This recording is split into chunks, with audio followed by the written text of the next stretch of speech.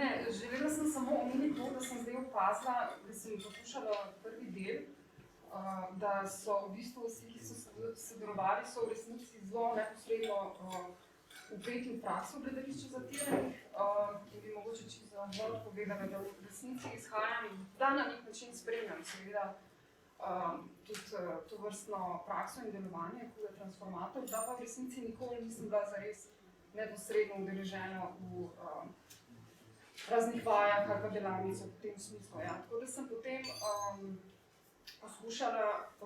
neko gledališče, teorijo gledališča zatiranih povezati z neko aktualno situacijo v slovenskem gledališču kot takem, profesionalnem, institucionalnem. Ko rečem institucionalno, pač mislim vse neke poklicne profesionalne forme.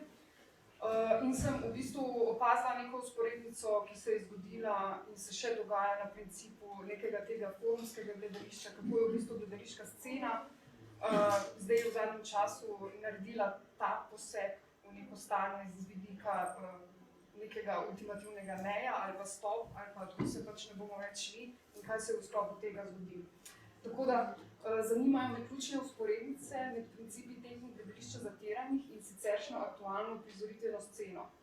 Emancipacija družbeno odrinjenih in nevidnih populacij, ki je že od samih boarovskih začetkov in vse do danes zaznamovala agendo gledališča zatiranih, se v zadnjem času seli tudi v institucionalno oziroma profesionalno scensko produkcijo. Reprezentacije in oblike prvin so seveda pri obeh stranih različne, a vse bolje druži vztrajanje v osvetljevanju prikritih mehanizmov tako okolju širše družbe, kot tudi ožjega kulturno-umetniškega ustvarjanja. Če se metodologija gledališča zatiranih pogosto obrača navzven in obravnava širšo javnost, politiko in druge vsakodnevne družbene panoge, pa se siceršnja uprizoritvena scena v zadnjem obdobju vse bolj obrača vase z reflektiranjem lastnih zatiranj, ki jih je do nedavnega v luči zakoreninjenega patriarhata brez večjih posledic izvajala. Oba pola gledališča sta se zdaj, vsak v svoji maniri, srečala na točki nujnosti redefiniranja družbenih in notranjih odnosov. Postajata angažirana v preizpraševanju do nedavno samoumevnih prevzetih vzorcev razredizma, starizma, prekariata, seksizma, homofobije, rasizma in sorodnih mehanizmov, ki naj bi ohranjali tradicionalno in normativno podobo družbe, a tudi umetnosti oziroma gledališča. Eden od ciljev je med drugim prepoznati figure na pozicijah moči, jih natančno analizirati in se z njimi tudi soočiti, s tem pa spremeniti obstoječe stanje. Za ta proces pa je ključen moment kritičnega uvida, a da bi postali kritični, moramo biti najprej naivni. To se mi zdel en fin citat iz knjige Republika zatiranih od Paula Freirja, ki ga v bistvu, kjer pravi, in se mi zdi, da sem to nekako prepoznala tudi pri sebi, da predno postanemo kritični do neke stvari, moramo najprej ugotoviti, da smo bili do te stvari malo prej še v bistvu zelo naivni. Da se zelo redko zgodi, da smo kar iz prve kritični do tega, vedno se zgodi ta obrat. Zato me na eni strani so me zanimali zunanji, vidni mehanizmi soočanja z vprašanjem zatiranja v gledališču, kako se zatirani uprejo in kakšne so te akcije upora. Na drugi pa notranji psihološki vidiki, pozicije moči, odvisnost od dela, čustvena odvisnost, strah, vodljivost, manipuliranje. Vodilna misel, ki je paradoksalna, a v resnici zelo logična in prisotna, je, da zatiralca vedno omogočajo zatiranje. Gre za preverjeno teorijo, ki so jo že mnogi raziskovali in potrjevali. Mene pa je zanimalo v novi luči, se pravi z vidika področja, ki se nahaja v moji neposredni bližini ali celo v prostoru, v katerem deluje. Gledališki mehanizem, govorim pač o profesionalnem gledališču, se namreč hitro izkaže kot mikrosvet siceršnje družbe z vsemi hierarhičnimi oblikami odnosov, predvsem pa željo po normalizaciji, normativnosti, nadziranjem in ščitenjem tistih na pozicijah moči in lastnih interesov. Se pravi, tlej je vprašanje to, kar sem načela, zakaj zatiralca vedno omogočajo zatiranje in zakaj v bistvu neko stanje nenehne zatiranja lahko obstaja tudi v neki gledališki družbi, na gledališki sceni, je seveda v našem primeru povezano tudi s tem, da je ta scena zelo majhna in se začne v bistvu avtomatsko ščititi, ker so v bistvu posamezniki in posameznice zelo na nek način ogrožene in kakršnakoli reakcija ali upor v bistvu neposredno vpliva na njihovo delo, na njihovo kariero. Zdaj pa, če sem v bistvu še bolj konkretna, najbolj pomembno se mi zdi prepoznati zatiranje, ki je nevidno, se pravi zatiranje tistih vsebin ali populacij, ki na gledališke odre ali pa v dramatiko sploh ne pridejo. Takšna represija se pojavlja v zelo različnih kontekstih in je izjemno fluidna, mestoma tudi težko določljiva oziroma dokazljiva. Prezir do določenih tematik in populacij kot akt učinek doseže s tem, da učinka sploh ne proizvede.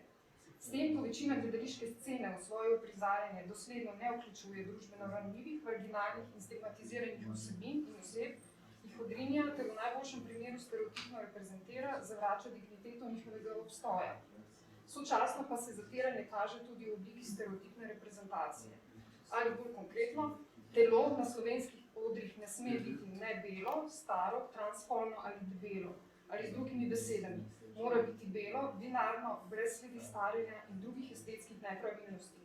Včasih pa je lahko tudi to, lahko je tudi drugačne poti, a bo deležno izključno temu primerno stereotipnih vlog. Lahko je tudi transspolno, a bo namenjeno zgolj reprezentaciji svoje lastne družbene stigmatizacije. Lahko je starikavo, a bo morala nujno pokazati pri tem kakšen drug osupljiv atribut, da bo v resnici v isti sapi to starost zasenčilo. Lahko je mestoma tudi debelo, starejši korpulentni igralec je največkrat markanten, igralka pa po vsej verjetnosti zanemarjena, mlade igralke s prekomerno težo in prekomerno je zelo hitro, v slovenskem gledališkem sistemu niso zaželene. Če seštejemo tehle nekaj najbolj plastičnih primerov stroja in imperativov, dobimo uvid v vladavino patriarhata, ki zatira in nadzoruje vse, kar njemu ni lastno. Močno zakoreninjena patriarhatna miselnost, ki preveva tudi slovensko gledališko sceno, tako pri moških kot pri ženskah, to upam, da je pač nekako jasno,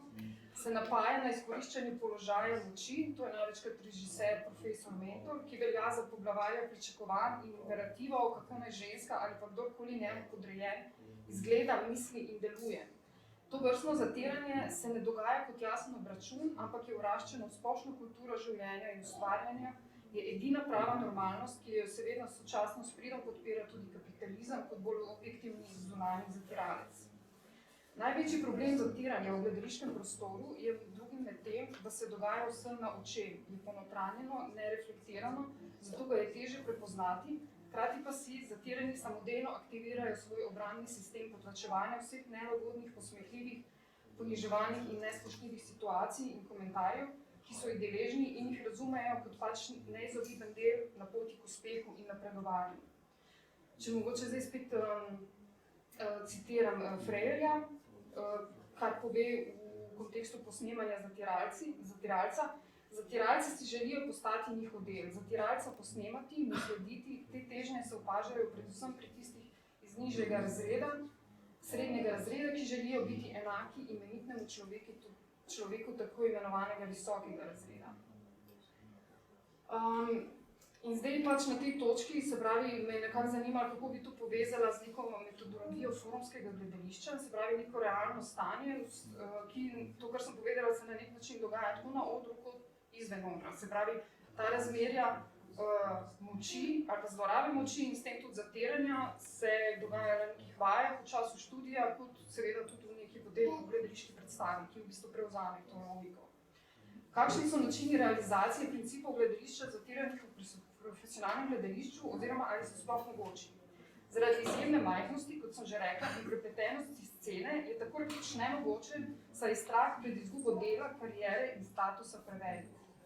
Zato se oblika forumskega gledališča znotraj gledališke scene, naj bo to na vajah, med študijem ali drugih sorodnih procesih, nikoli zares ne zgodi. Tako rekoč skoraj nikoli se ne zgodi, da bi zatirana oseba ali pa priča ustavila problematično situacijo ali pogovor in direktno in iz oči v oči nekomu rekla ne, oziroma se na kakršenkoli dolgoročen učinkovit način uprla. Pogosto se tudi pustijo prepričati o lastni nesposobnosti, posrka jih kompleks manjvrednosti in odvisnost od nadrejenega. Vendar pa, kakor lahko vidimo zdaj od lanskega, mislim, letos meseca februarja, ki se je zgodilo pač to javno razkritje, se je ta princip forumskega gledališča, če temu tako rečem, kljub samo zgodil, a na drugačni ravni. Ta ultimativni ne se ni zgodil v internem in strokovnem prostoru, torej v gledališču med vajami ali študijem, ampak se je predstavil v javni prostor, se pravi v medije in postal predmet javne refleksije.